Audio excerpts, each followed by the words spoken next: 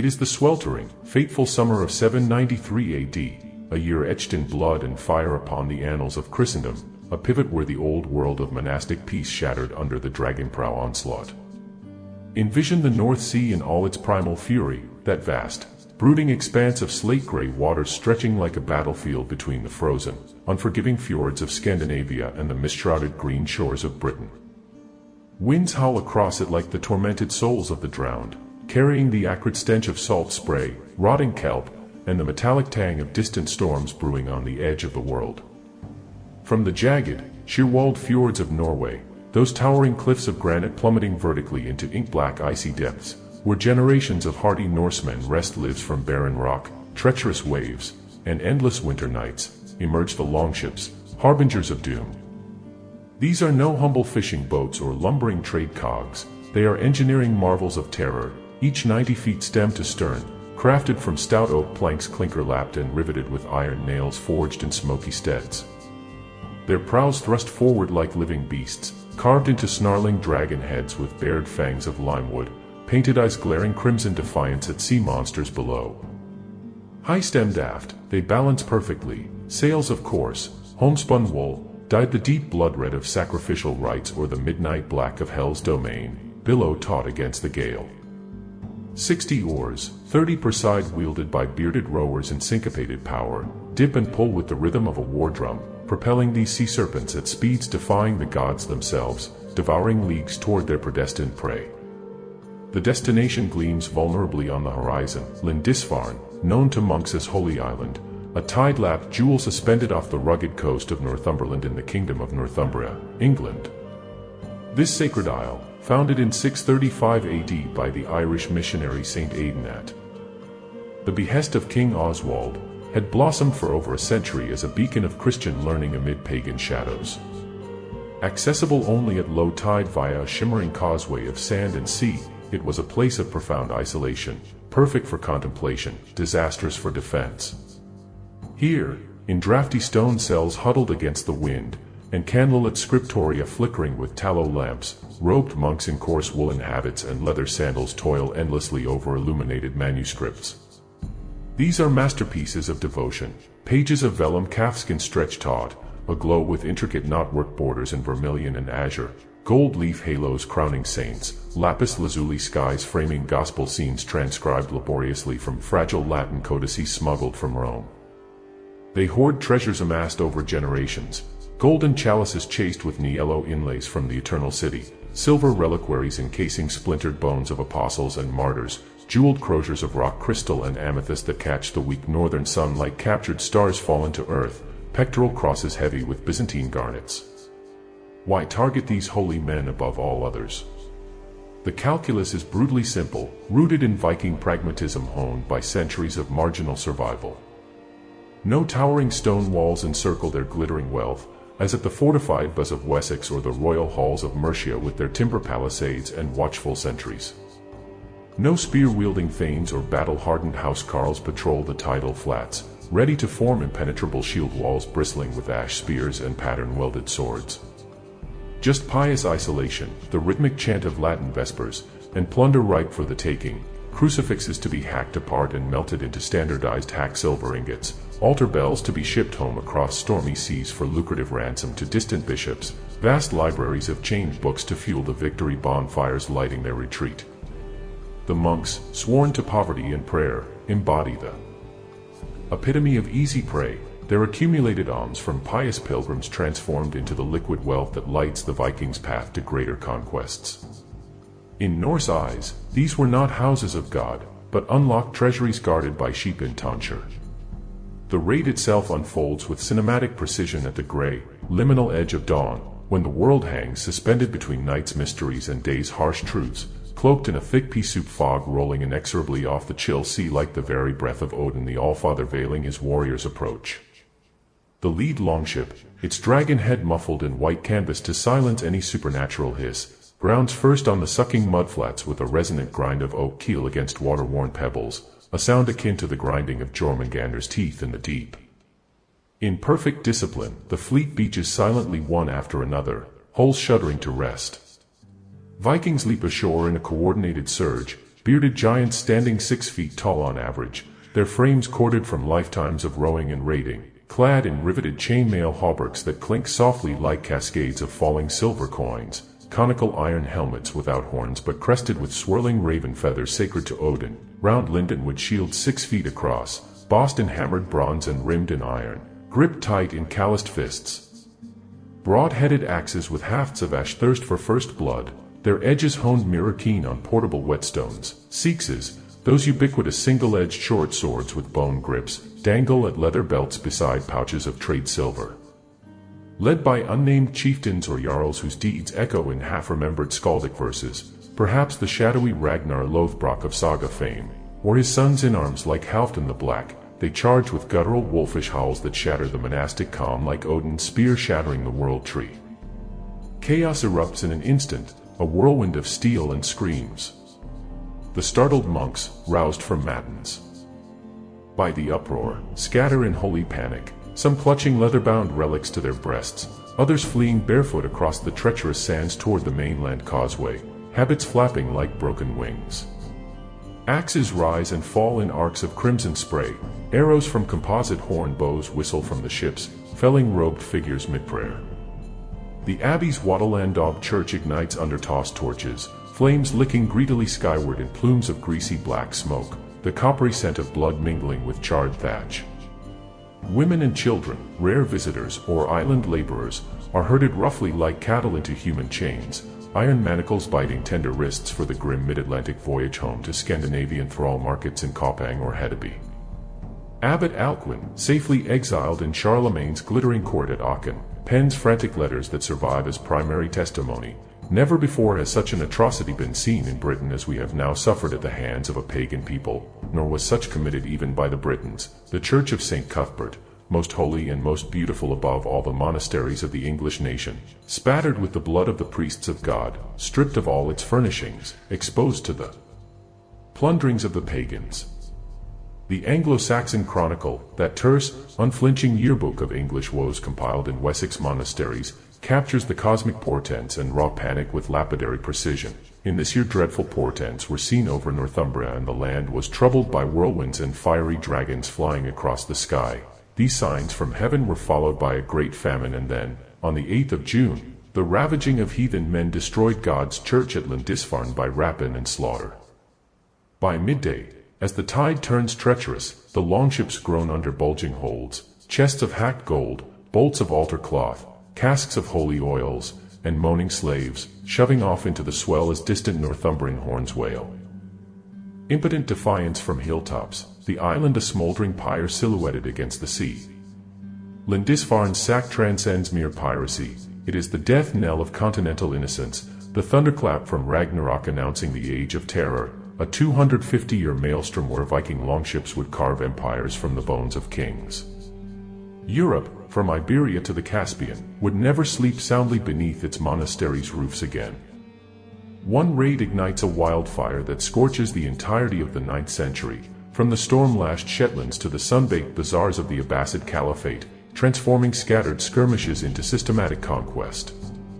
Let's trace this timeline of terror with the meticulous care of a rune carver etching stone, year by year, raid by raid, kingdom by kingdom, drawing from the Anglo-Saxon Chronicle's grim ledger, the Irish annals of Ulster and Tigernac's vivid Gaelic prose, Frankish royal annals imperial hauteur, and scattered runestones like Denmark's gelling stones boasting of ancestral glory. Each strike is a hammer blow reshaping medieval Europe, each dragon prow a vector of Viking dominion, wealth extraction, and cultural fusion. We begin immediately with 794 AD. Emboldened by Lindisfarne's unresisted bounty, the Vikings rebound with a calculated coastal blitz up England's exposed east flank. Jarrow and Monkwearmouth monasteries, twin pillars of Anglian learning founded by the polymath Benedict Biscop in 674 and 685, fall in swift succession, their scriptoria, rivals to Lindisfarne's in scope, ransacked for codices of beads, histories, and patristic theology. Desperate monks fling precious manuscripts into the churning Tyne estuary. Miraculously, sodden volumes wash ashore miles downstream, salvaged by pious fishermen who dry them over peat fires. The raiders, tasting the sweetness of unopposed victory, press relentlessly northward into Pictish territories. 795 AD marks Ireland's rude, irrevocable awakening to the Viking nightmare, a lush, fragmented island of petty kingdoms ripe for plunder. The first blows land on Lambay Island off modern Dublin, its hermitage gutted, then westward to Inishpatrick off Mayo, its stone oratory smashed. But the emotional nadir is Iona, cradle of Celtic Christianity, St. Columba's exile all settled in 563, repository of the saints Crozier and Bell. Raided twice this very year, its community decimated, abbot slain in a follow-up 802 assault. The annals of Ulster, maintained by vigilant monks, lament in raw Gaelic fury. The heathens rested there for some days, and poured out the blood of saints around the altar while the scattered members of the community fled for safety over the sea. Thus begins Viking Dublin, Dublin the Blackpool, evolving from raid base to slave port metropolis thronged with chained captives auctioned to galleys bound for Cordoba or Constantinople. The 820s and 830s witness England fracturing under wave after wave of escalating pressure, as Viking fleets evolve from opportunistic summer cruises to overwintering armies. 825 seas raids on southern ports like Hampton, 835 Sheppey Island in Kent, gateway to London, 838 Devon and Cornwall raided, Celtic chieftains paying tribute in slaves. The tipping point, 851, when 350 ships sack London, the bustling emporium whose mints churn Anglo-Saxon pennies, raiders melt them into chunky arm rings, standardized Viking currency weighing 20 g each. Canterbury's Grand Minster churches, seat of English primates, stripped bare the same year, bishops fleeing with croziers and gospels on muleback. King Ethelwulf of Wessex, father of Alfred, pays the inaugural Dane Geld in 851, horseloads of silver totaling perhaps 36,000 pounds, 18 tons, a king's ransom doled from royal hoards to buy fragile, temporary peace. It only whets appetites. East Anglia's pious King Edmund falls in 869, captured after guerrilla defiance, beheaded and riddled with arrows per Abbo of Fleury's Passio, later sainted, his banner flies at Hastings. Vikings boldly winter in the royal estate at Torksey, Lincolnshire, feasting on Saxon cattle amid forges hammering captured iron into spearheads and sword blanks, their camp a proto-town of tents and trade. Francia's reckoning erupts in the 840s, as Carolingian decadence invites the storm. 843, Nantes on the Loire falls, Bishop Actard slain mid-mass, the blood of the pontiff reddened the sacred vessels, per the annals of Saint Bertin. But 845 immortalizes infamy. A grand fleet of 120 dragon prows rose relentlessly up the Seine, darkening its waters like a floating forest of death. Ragnar Lothbrok, saga hero of the Volsunga cycle, survivor of King Ella's serpent pit, father of Ivar, Bjorn, and Sigurd Snake-Eye, or perhaps a composite pseudonym for jarls like Reginhuri the Old, lays siege to Paris itself. The city starves for weeks, walls trembling under catapult-flung stones, flaming arrows arcing like comets, plague-stalking sewers. Charles the Bald, ambitious pretender to Charlemagne's fractured imperial mantle, convenes bishops for desperate masses before coughing up 7,000 pounds of silver, 3.5 tons, enough to gild a Gothic cathedral nave. The Vikings withdraw in triumph, trailing glory, but return inexorably in 856, Rouen burned, 861, up the Loire again, their river mastery turning Frankish heartlands into highways of hell. And now, the mind-bending revelation that utterly shatters the coastal barbarian caricature, Vikings as unparalleled riverine explorers, traders, and mercenaries, their keels tracing fluvial superhighways rivaling Roman roads. From Danish emporia like Hedeby, Hydeby, gateway to the Baltic, they master the great eastern rivers. The Dnieper snakes southward through Kievan Rus forests.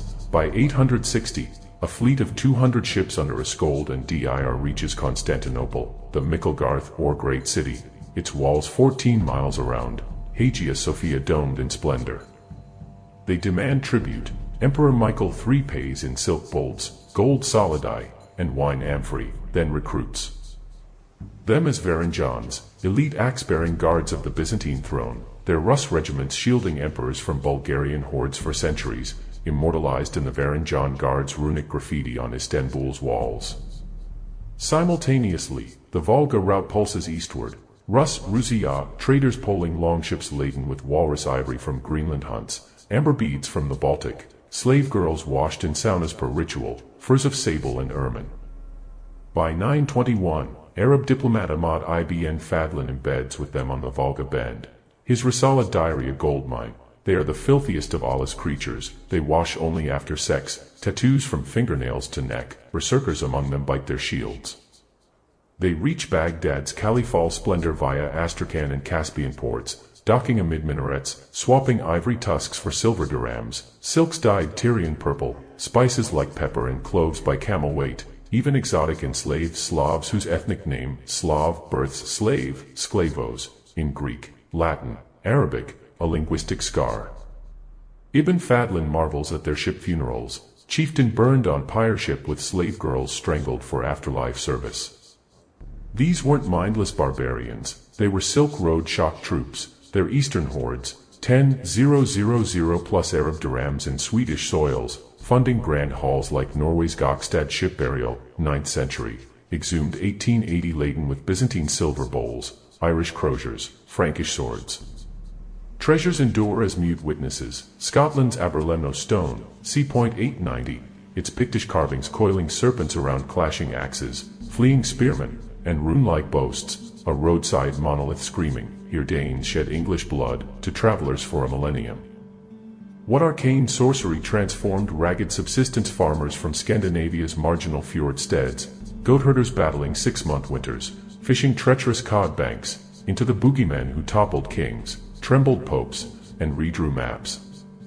The answer lies in a masterclass of mayhem, blinding speed, paralyzing shock, sophisticated psychological warfare, and cold economic ruthlessness, all honed over generations of intertribal coastal skirmishes, trade voyages to Frisia, and legendary Irish precedents like Neil of the Nine Hostages raids. At the core ruled the longships, nautical apotheoses, clinker-built hulls of overlapping oak planks caulked with tarred wool and animal hair, riveted by 6,000 plus iron nails per vessel, flexible yet seaworthy for Atlantic gales. Mast-stepped amidships for a single square sail, they drew just 3 feet laden, slipping into shallow river estuaries, tidal creeks, and fog-bound lagoons where deep-draft Frankish dromons or English cells foundered ignominiously. Crews of 40 to 80 rowed in relentless shifts, free men, no galley slaves, covering 100 Atlantic miles per day under favoring wind, 50 rowing. They'd strike surgically at first light or in impenetrable pea-soup fog, beach, plunder in hours, re-embark, vanish by noon before lumbering fjords or levies could muster from inland hulls. No prolonged sieges with trebuchets, pure apex predator hit and run, like gray wolves culling a reindeer herd's week. Slave raids formed the relentless engine of this empire-building machine. Thralls were high-value export, comely women for weaving, concubinage, elite households, children molded young for farm labor or domestic service, skilled artisans, smiths, jewelers, scribes, prized for ransom or forced craft. A single estuary raid like Quentavik, 842, netted thousands, auctioned at Emporia, Dublin's Dublin thronged with chained lines, Hedebe's auctions drawing Frisians, Slavs, Arabs. Value. A thrall fetched 1 to 2 pounds silver, equivalent to a longship's build cost. Chronicles tally Ireland losing 20,000 plus souls in decades, fueling Viking wealth explosions. Berserkers amplify the terror, elite shock troops mythologized in Eddic verse, painted as demigods of trance rage. Sagas like Egil's depict Berserker gang, foam-flecked warriors stripping mail to charge naked or bare shirt-clad, Berserker from Berserker, biting shield splintery, howling like Fenrir unchained, impervious to glancing steel. Pharmacology. Fly agaric toadstools, Amanita muscaria, inducing frenzy, henbane brews, or adrenaline rituals, Snorri Sturluson's Heimskringla. They went without armor berserk against the enemy, biting their shields, as strong as bears or bulls, killed no man by steel but crushed with clubs. Invulnerable aura from padded gambesons under mail dulling blows. Later kings like Harold Hardrada banned them as antisocial. Victims perceived demons incarnate. Chronicle thunders, These pirates landed from 5 ships near the Lindisfarne monastery and miserably destroyed it by rapine and slaughter, treading holy places underfoot brutally and digging up the altars, carrying off all treasures. Irish annals invoke apocalypse. A shower of fiery stones fell from heaven on Easter Eve, lightning and whirlwinds. The sea vomited forth floods of foreigners over Erin, slaying many. Myth utterly busted. Vikings embodied not mindless bloodlust for Valhalla's endless ale, but hyper-rational calculus, raids as venture capital seeding permanent settlements. York, raised 866, reborn Jorvik by 875, timber quarter with coppergate, workshops yielding 40,000 plus artifacts, woad-dyed textiles, antler combs, jet beads, Norse-style steatite pots. DNA from cesspits shows Scandinavian genomes blending with Anglo-Saxon over generations. Raids rooted communities, farms plowed by former thralls, trade links to Burka, law codes fusing Norse thing assemblies with Shire moods. Wolves became shepherds, tilling beside ex-foes, birthing hybrid cultures from terror's ashes. The ripple effects cascade cataclysmically, reshaping Europe's demographic, economic, political, and spiritual bones for centuries. Monasteries gutted wholesale, Lindisfarne's library vaporized, Bede's works barely survive via Wearmouth copies, Irish scriptoria like Clonmacnoise singed. Continental centers like Normuir fleeing to inland abbeys. Learning's light dimmed perilously, classical texts, Virgil, Boethius, preserved only by mule-born monk evacs. Economically, kings hemorrhaged via Dane Geld, Athelred's 868 payments, Alfred's 871, total exceeding £200,000 silver, 100 tons, crippling mint output, inflating coin debasement, diverting trade to Viking emporia. Populations hemorrhaged from coasts, Doomsday Book, 1086, tallies ghost villages in East Anglia, Kent, depopulated by slavery, flight inland. Psychologically, Christendom quailed, sermons branded Vikings, God's scourge for sin, penitentials mandated fasts for pagan devastation, art depicts them horned, cloven-hoofed. Yet Phoenix rises from pyre, Vikings forged enduring polities. Danelaw blankets eastern England 878 to 954, 5 boroughs, Derby, Leicester, Lincoln, Nottingham, Stamford, under Norse law, were guild fines, Thingcourts till Nuts unification. Ireland births Norse-scale hybrid kingdoms, Dublin, Waterford, Limerick ruled by Uí dynasty blending Hiberno-Norse vigor. Scotland's Northern Isles, Orkneys, Shetlands, Hebrides, fly permanent raven banners under jarls like Sigurd the Stout. Francia grants Normandy 911 to Rollo the Ganger, hairy legs, too tall for ponies, his Treaty of St. Clair-sur-Epte ceding lands for baptism, symbolic, descendants. William the Conqueror storms Hastings 1066. Charlemagne's heirs fragment decisively, West Francia feudalizes under Viking pressure, East hardens into Ottonian Germany. Militarily, Europe adapts, Alfred's network, 30-plus fortified towns like Wallingford, FYRD levies drilled in rotating shield walls, Frankish royal fleets decreed at Quierzy 877. Viking silver hoards, 50,000 plus coins in British soils alone, spur mint booms, trade from Ribe to York exploding tenfold. Culturally, runes scar Christian crosses, Cain's brooch, Thor's Mjolnir pendants hide beneath pectorals, Skaldic kennings flavor Latin hymns. From visceral terror springs a dynamic, hybrid medieval world, Norse dynamism leavening exhausted Merovingian bones.